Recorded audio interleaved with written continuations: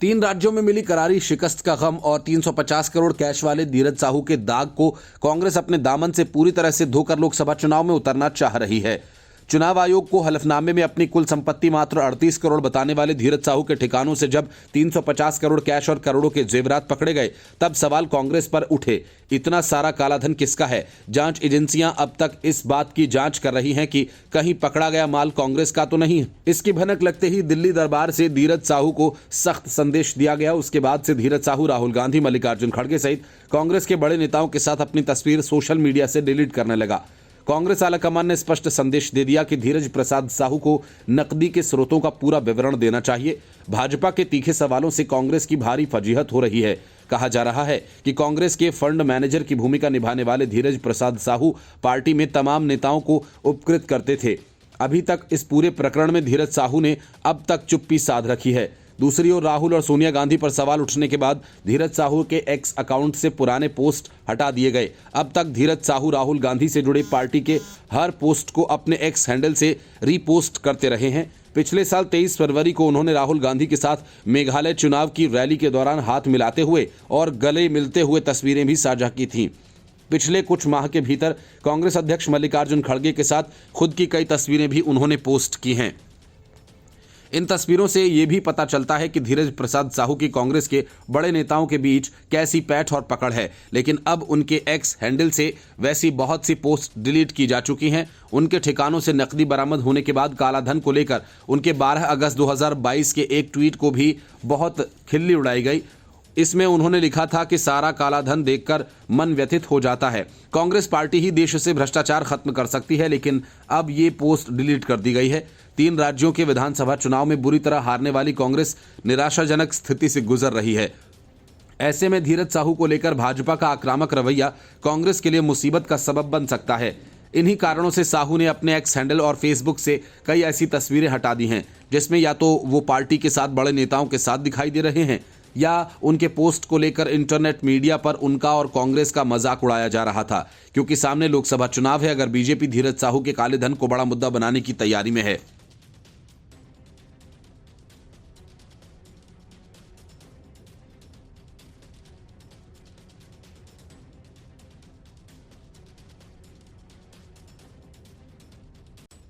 विपश्यना साधना सिर्फ अरविंद केजरीवाल अकेले नहीं करते, उनकी पार्टी के दूसरे नेता भी करते हैं। दिल्ली महिला आयोग की अध्यक्ष स्वाति मालीवाल भी विपश्यना साधना से लौटी हैं। अरविंद केजरीवाल ने दिल्ली का सीएम बनते ही स्वाति मालीवाल को महिला आयोग का अध्यक्ष बनाया। तब से केजरीवाल भी सीएम हैं और स्वाति मालीवाल भी अध्यक्ष। बड़ी बात यह कि केजरीवाल और स्वाति मालीवाल की विपश्यना साधना एक साथ शुरू हुई और करीब एक साथ ही पूरी हुई। विपश्यना के बाद जो असीम शांति का अनुभव अरविंद केजरीवाल को हुआ, उसी शांति की ऊर्जा का अनुभव स्वाति मालीवाल को भी हुआ।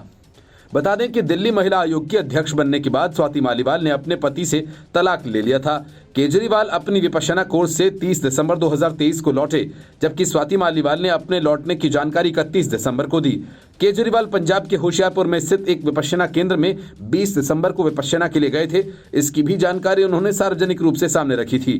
केजरीवाल ने इस दौरान प्रवर्तन निदेशालय द्वारा भेजे गए ईडी के समन पर हाजिर होने से इनकार कर दिया। ईडी ने उन्हें 21 दिसंबर 2023 को पूछताछ के लिए बुलाया था। उन्हें दिल्ली शराब घोटाला मामले में पूछताछ के लिए बुलाया गया था। हालांकि वो इसे नजरअंदाज करते हुए अपनी विपश्यना के लिए पंजाब के होशियारपुर में धमधजा विपश्यना केंद्र में गए।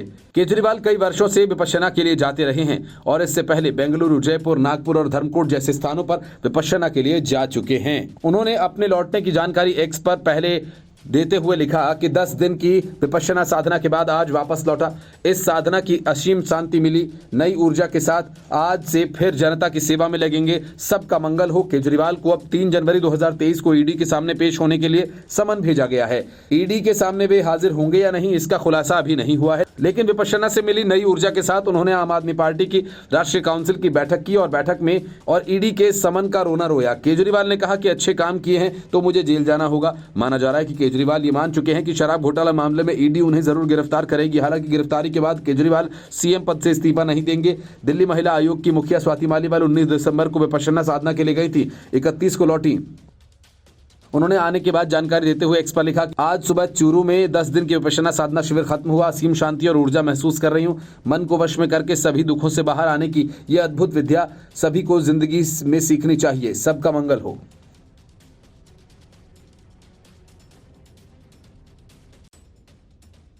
नए साल के पहले दिन से ही इंडी गठबंधन को झटके लगना शुरू हो गए। झारखंड में हेमंत सोरेन की पार्टी के विधायक ने विधानसभा अध्यक्ष को अपना इस्तीफा सौंप दिया, तो दूसरी तरफ कांग्रेस की सांसद गीता कोड़ा दल बल सहित बीजेपी में शामिल होने की तैयारी में हैं। गीता कोड़ा चाईबासा से सांसद हैं। गीता कोड़ा के बीजेपी में शामिल होने से पार्टी को चाईबासा लोकसभा चुनाव में मजबूती मिलने की उम्मीद है। उनके पति और पूर्व मुख्यमंत्री मधु कोड़ा पहले भाजपा में रहे हैं और ऐसे में कोड़ा दंपत्ति के लिए भाजपा में आने की कोई वैचारिक द्वंद्व वाली स्थिति भी नहीं है। भाजपा के पुराने कार्यकर्ताओं से भी उनके संबंध हैं। गीता कोड़ा के शामिल होने से भाजपा के जगन्नाथपुर, मझगांव, सरायकेला, चाईबासा, मनोहरपुर और चक्रधरपुर विधानसभा सीट पर भी नए कैडर्स मिलेंगे। मधु कोड़ा साल 2000 में भाजपा के ही टिकट पर जगन्नाथपुर से विधायक बने थे। ईचागढ़ के पूर्व विधायक मलखान सिंह भी भाजपा में फिर शामिल करने की तैयारी में हैं और बरकट्ठा से निर्दलीय विधायक अमित यादव भी भाजपा नेताओं के संपर्क में हैं। उनके भी पार्टी में शामिल होने की संभावना है। दोनों पहले भाजपा में रह चुके हैं। गांडेय से जेएमएम विधायक सरफराज अहमद ने अपने पद से इस्तीफा दे दिया। ईडी के 7वें समन के बाद गांडेय विधायक अहमद का इस्तीफा भविष्य के बड़े उलटफेर की संभावना को मजबूती प्रदान करने वाला है। सत्ताधारी दल के अंदर सीएम हेमंत सोरेन की मुश्किलें बढ़ने पर उनकी पत्नी कल्पना सोरेन को विकल्प के तौर पर देखा जा रहा है। इसके पहले कल्पना सोरेन के SC/ST सीट से चुनाव नहीं लड़ने की मजबूरी के बाद गांडेय जैसी सामान्य सीट से चयन करना, और सूत्रों का भी ये कहना है कि इस पूरे मामले में अगर ईडी या राजभवन की तरफ से सीएम हेमंत सोरेन के खिलाफ किसी तरह की कोई कार्रवाई की गई तो कल्पना सोरेन सत्ता की बागडोर संभालने के लिए आगे आ सकती हैं। कुछ दिन पहले अचानक सीएम हेमंत सोरेन के साथ कल्पना सोरेन के विधानसभा पहुंचने पर जानकारों ने बदलाव की ओर इशारा किया। वैसे जेएमएम के अंदर सीएम हेमंत सोरेन का स्थान लेने वालों में जोबा मांझी, चंपई सोरेन और सविता महतो के नाम की भी चर्चा समय समय पर होती रही है। मौजूदा राजनीतिक हालात में हेमंत सोरेन की पत्नी कल्पना सोरेन रेस में आगे दिख रही हैं। हालांकि ये सब कुछ ईडी के द्वारा बड़गाई अंचल में जमीन से संबंधित मामले में हेमंत सोरेन से पूछताछ को लेकर अगली कार्रवाई पर निर्भर करेगा। जेएमएम ने भविष्य को लेकर फुल प्रूफ रणनीति बनाई और इस रणनीति का अंदाजा इसी बात से लगाया जा सकता है कि सरफराज अहमद के इस्तीफे को लेकर जेएमएम के विधायक और दूसरे बड़े नेताओं को भी भनक नहीं लगी। कांग्रेस के मंत्री और विधायक भी आश्चर्यचकित रह गए। सरफराज अहमद को भविष्य में गिरिडीह लोकसभा सीट या राज्यसभा सीट से मौका मिल सकता है। इधर बीजेपी सांसद निशिकांत दुबे मुंबई हाईकोर्ट में काटोल विधानसभा का हवाला देते हुए गांडेय में चुनाव नहीं होने की ओर इशारा कर रहे हैं।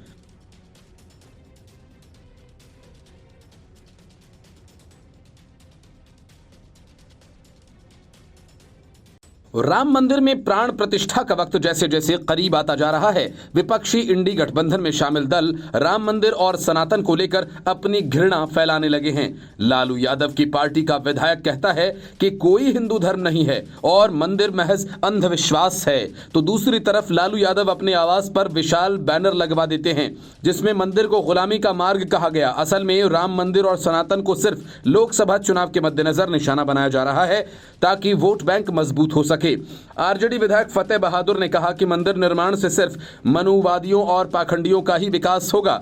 फतेह बहादुर को बीच में जब राजद कार्यकर्ता भोला यादव ने टोकते हुए बोला, नेताजी क्यों आस्था पर बोल रहे हैं, जो वोट है वो भी खराब हो जाएगा। इस पर फतेह बहादुर ने कहा कि आप कार्यकर्ता नहीं हैं, तो भोला यादव ने कहा कि आस्था पर मत बोलिए आप, तो फतेह बहादुर ने उसे धुतकार दिया। लेकिन इन सब के बाद आरजेडी का सनातन पर हमला और तेज हो गया। अब लालू प्रसाद और राबड़ी देवी के घर के बाहर विवादित पोस्टर लगा मिला। इसमें मंदिर को गुलामी का मार्ग बताया गया।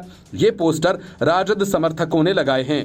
पोस्टर को सावित्रीबाई फुले की जयंती के अवसर पर लगाने वाले कार्यक्रम को लेकर लगाया गया, जिसमें मंदिर का मतलब मानसिक गुलामी का मार्ग और स्कूल का मतलब होता है जीवन में प्रकाश का मार्ग। जब मंदिर की घंटी बजती है तो हमें संदेश देती है कि हम अंधविश्वास, पाखंड, मूर्खता और अज्ञानता की तरफ बढ़ रहे हैं। और जब स्कूल की घंटी बजती है तो ये संदेश मिलता है कि हम ताकतपूर्ण ज्ञान और वैज्ञानिकता व प्रकाश की ओर बढ़ रहे हैं। अब तय करना है कि आपको किस ओर बढ़ना है।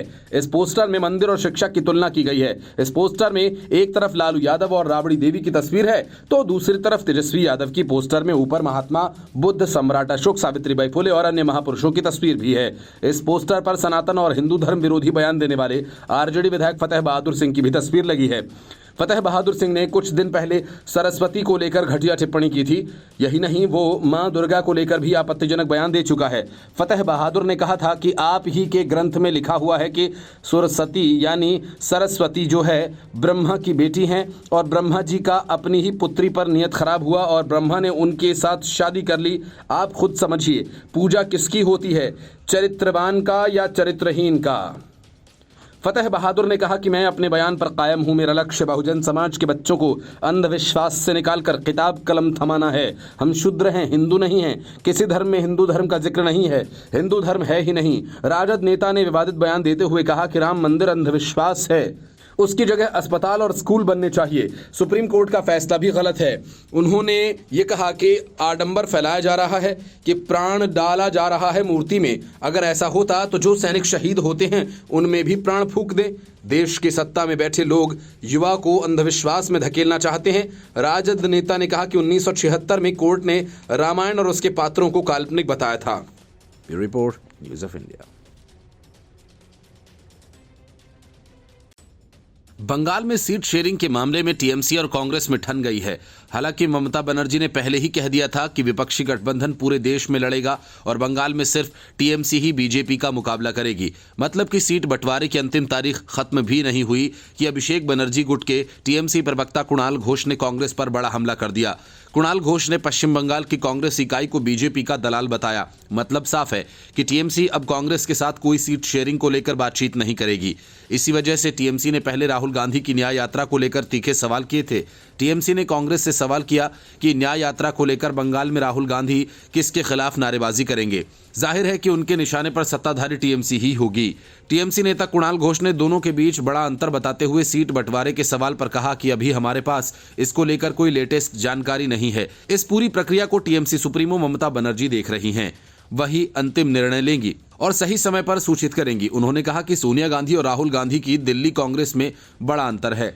उन्होंने ये कहा कि पश्चिम बंगाल के 2021 के विधानसभा चुनाव में कांग्रेस ने टीएमसी को बड़ा नुकसान पहुंचाया था और उनके चुनाव की वजह से बीजेपी को फायदा हुआ था। टीएमसी नेता ने कहा कि 2021 में चुनाव में टीएमसी बीजेपी को हराने के लिए ही चुनाव लड़ रही थी, लेकिन कांग्रेस ने सीपीएम के साथ मिलकर चुनाव लड़ा था और वोटों का ध्रुवीकरण किया गया था। इन चुनावों में उसको 0 हासिल हुआ था। इससे सिर्फ भारतीय जनता पार्टी को ही नुकसान पहुंचाने का काम किया था। उन्होंने कहा कि कांग्रेस के केंद्रीय नेतृत्व के साथ गठबंधन को लेकर ममता बनर्जी बातचीत कर रही हैं। समय आने पर गठबंधन को लेकर सब कुछ स्पष्ट कर दिया जाएगा। बंगाल राज्य कांग्रेस की कोई महत्ता नहीं है। इससे पहले ममता बनर्जी ने उत्तर 24 परगना जिले के चकला रैली में ऐलान किया कि बीजेपी के खिलाफ इंडिया ब्लॉक पूरे देश में चुनाव लड़ेगा, मगर पश्चिम बंगाल में टीएमसी कांग्रेस या लेफ्ट पार्टियों से समझौता नहीं करेगी। उन्होंने कहा कि पश्चिम बंगाल में टीएमसी अकेले बीजेपी का मुकाबला करेगी। इस रैली में ममता बनर्जी ने कांग्रेस और सीपीआईएम पर बीजेपी से मिली भगत का आरोप भी मढ़ दिया। उन्होंने कहा कि गठबंधन में आने के बाद भी कांग्रेस और सीपीआईएम के नेता बंगाल में टीएमसी के खिलाफ अभियान चला रहे हैं।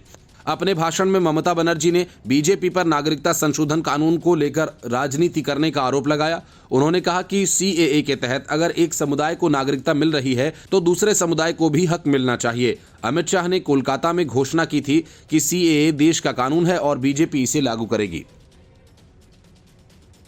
Bureau report, news of India.